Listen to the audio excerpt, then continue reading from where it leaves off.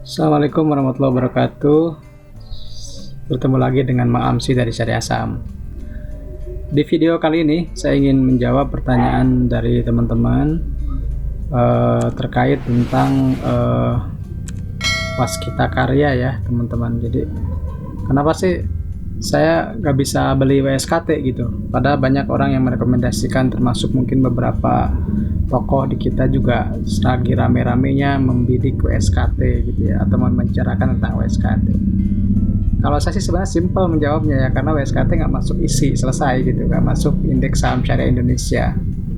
Nah kemudian kemarin juga kan sempat rame tuh, sebanyak yang japri ke saya, emang kenapa kan yang lain juga merekomendasikan WSKT gitu. Dan kebetulan yang merekomendasikannya ya misalnya seorang ustadz, apakah beliau tidak tahu kalau misalnya waskita ini saham non syariah? Nah kemudian saya jawab, ya saya kan pernah japri beliau juga, saya pernah mengomentari juga, tapi ya mungkin karena berbeda preferensi fikih ya saya hormati saja, tidak masalah gitu. Nah kalau ditanya ke saya kenapa Mang Amsi nggak beli, ya saya jawab sendiri ya. Pertama ya, saya sudah tadi merekap 4 BUMN karya ini, dilihat dari sisi screening dari daftar efek syariah, tapi saya nggak membahas semuanya, yang penting saja dulu. Yang pertama secara bisnis pastinya semuanya lulus ya, karena ini konstruksi ya, semuanya lulus gitu.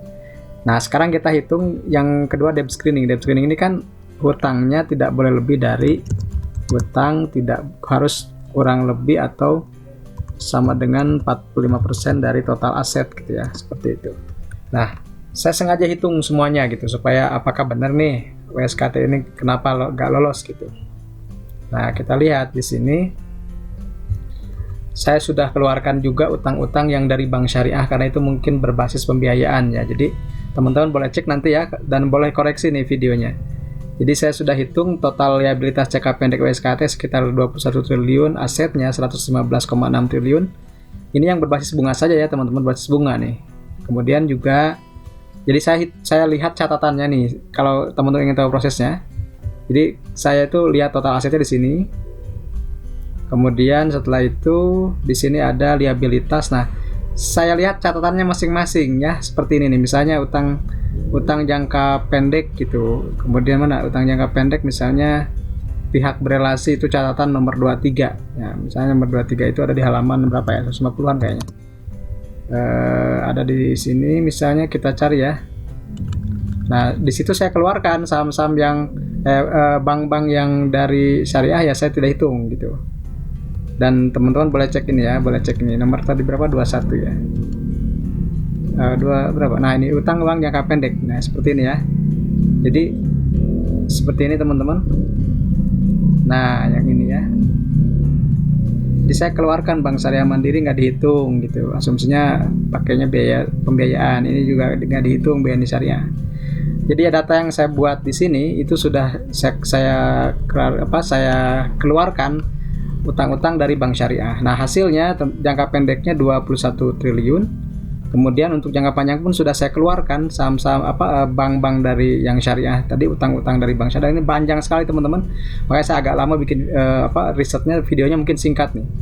Jadi total jangka panjangnya itu 45,5 triliun. Walhasil total liabilitas berbasis bunganya 66,65 triliun.